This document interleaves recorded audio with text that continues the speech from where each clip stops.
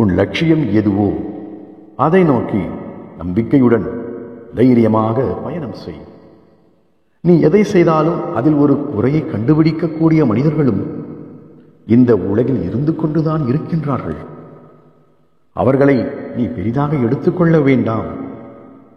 குரு பக்தியை, உன் சாயப்பாவின் மேல் உள்ள பக்தியை மேலும் வெளிப்படுத்த மிகச்சிறந்த வழி குருவின், நம் சாய் பாபாவின் சாய் சத்சரிதத்தை தினமும் பாராயணம் செய்வதுதான்.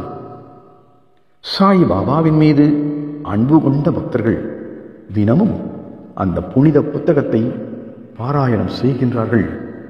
நீயும் அவ்வாறே பாராயணம் செய்.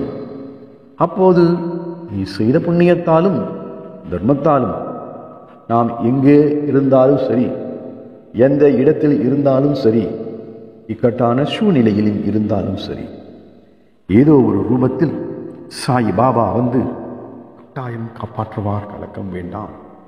கை கொடுத்து உன்னை வாழ்க்கையில் உயர்த்துவார். பயப்பட வேண்டாம். சாய் பாபா இருக்க கலக்கம் எதற்கு, கவலை எதற்கு? பாபா சரணம். ஓம் சாய்.